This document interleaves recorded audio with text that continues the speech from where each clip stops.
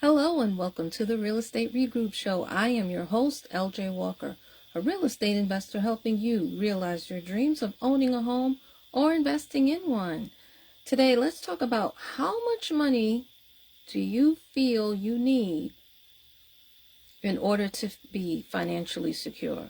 As a matter of fact, let's take the word feel out of it and just make it how much money do you need to be financially secure. I bring this question up because I was looking at EYL interview with Ian Dunlap, and he had stated that in today's world you need multiple six figures, like $600,000, in order to be financially secure in today's world. But for some reason, many people were offended. I'm still trying to figure out why. Because when you look at all of the other financial news outlets that are out there, it does indicate that people do need multiple six figures in order to survive in today's world, particularly in the United States of America and in Canada. So I'm really trying to understand what's going on. And if you do know, please explain it to me in the comments section of my YouTube video. Now, the other thing is this. Yes, this video is going to be defending Ian to a certain degree, for the most part. The cost of living has gone up in most places. Housing prices have skyrocketed. Taxes have gone up. Insurance and food. So I can understand. And then also, I live in one of the most expensive states in the United States. I live in one of the most expensive places in the world. So, yes, multiple six figures is necessary. As a matter of fact, if you go to HUD and if you want to apply for affordable housing, if you make $110,000, you can do it because you're considered poor in New York. You're not considered a rich person, a middle class person, and none of that with $100,000. So that's one of the reasons why I believe that. Now, I know that if you live somewhere else, you can live somewhere else that's a lot cheaper. Okay, no problem. But then again, it's like, well, why get offended over something like that? You know? And then let's not forget, there is something called unexpected expenses. Now, let me give you a personal example. My mom, her appendix burst, right? The insurance covered part of it, but then they don't cover all of it. So some of it is going to, come out of our pockets. That's an unexpected expense. I had a family member that went to jail. Somebody had to pay the bail to get them out. That's an unexpected expense. That whole situation, believe it or not, was unexpected. Okay, and then lastly, the tax bill that I had to pay. Yeah, $40,000. I can't get it out of my head. I can't. It hurt. It hurt. I did not expect that at all. I've never paid that much in my life. I know, I do believe that they made a mistake with doing my taxes. And yes, I'm getting that straightened out still. But yes, these things do happen to people. And so that's one of the reasons why he chose that particular number. Now, if you look at his particular lifestyle, right?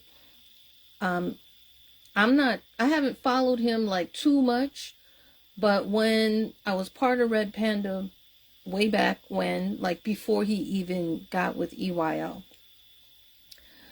he was actually living in Texas. From what I know from my investing experience, Texas pays the highest, one of the highest property taxes in the U.S. They may not pay other taxes, but they definitely pay property taxes, and it's pretty high. Okay? I know he has a kid. Kids cost money. Right? And I know he has a parent. Now, he did mention in the video, I'm not sure if he was referring to his own parents, but he mentioned that senior living facilities were expensive. This I know to be true because I actually had a friend who was looking to, well, she and her father, they were looking to place him into a senior living facility. And I also had a coworker whose mother passed not too long ago. She was also living in a senior housing situation. It was a senior living community, right, for 55 and over. Those places can be expensive. That is not a lie. He was definitely telling the truth. I know also that if you wanted to own a senior living facility for yourself, meaning you can, purchase the building or purchase the whole community and rent it out or sell it out, you would make a whole lot of money. No doubt about it. You would make a whole lot of money. However, on the other side, the expenses, one of the reasons why it's expensive is because the expenses are high.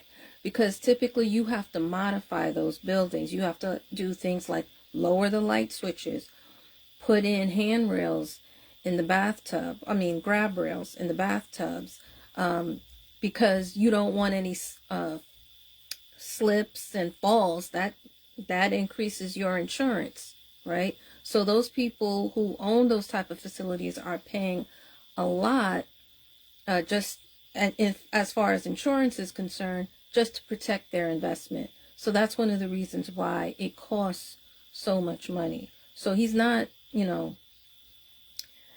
he's not exaggerating the truth with that. So I can understand where he's coming from.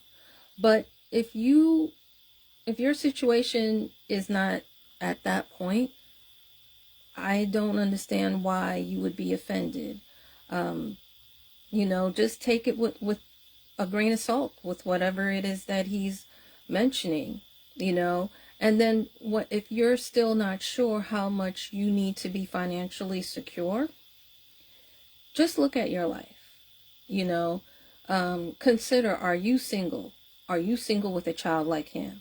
Are you married? Are you married with kids, with no kids? Do you live with your parents, or do your parents live close by, or do they live in another state? Are you divorced? Are you separated? All of those things actually add up. All of those things have a particular cost to it. It may not cost $600,000, but it does cost some amount of money. And I don't feel as though, me personally, I'm not upset with him for giving that particular amount. Okay. And if you look at many of the other financial outlets, many of them, some of them say more. Some of them say, no, you need $744,000. And then you have a few that say a little bit less. They'll say $300,000, right? But it's still in the six-figure ballpark. Okay. Now, the other thing you have to think about and consider is your future. How do you want your future to be? Are you one of those people who is in the FIRE movement where you want to retire early, like when you're 30 or when you're 40? Well, if you're in those type of movements, you most definitely will need six figures in order to do so, and not 4 or 5. And some of you are going to need $1 million because of the way you choose to live your life in the future. And you can't, for example, if you're single and no kid, and you don't have a kid now, but you want one in the future, you have to think about the cost of having that kid. It's going to cost you more money. Also, if your parents are still alive, you may think about, or they even may think about moving into some of these senior living places. It's going to cost money. That's an additional bill. All right. Now, the only thing that I really could come up with is that maybe people are confusing financial security with happiness. Again, let me know if I'm wrong in the comment section, because he didn't say that he needed that amount of money to be happy. He just said that he needed that amount of money to be financially secure. So let me just break it down. There is a difference between security and happiness. And maybe that's where people are getting things confused and screwed.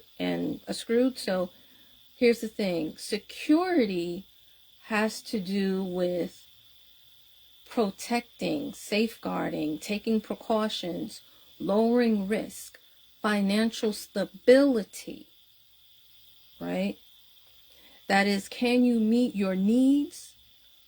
Can you meet your wants? And can you meet any unexpected dangers? That's security, all right? Happiness, on the other hand, that's subjective. That's an emotional state of your overall well-being, and a lot of times, it can come through positive experiences, and sometimes those positive experiences do cost money. Not all the time, but sometimes it does cost money. And let's be real, happiness does not pay the rent or the bills. It's just a decision that you make within yourself to say, yeah, I'm going to be happy with where I'm at, what I have, etc., etc. Okay? So the two are not necessarily the same, but they're not necessarily mutually exclusive either. Right? So anyway, that's my thought on this. That's what I wanted to share with you. Hopefully, the information will help you make smart financial moves. Feel free to pass this amongst your friends. Remember, each one, reach one, teach one. Bye for now. Until next time, have a good night.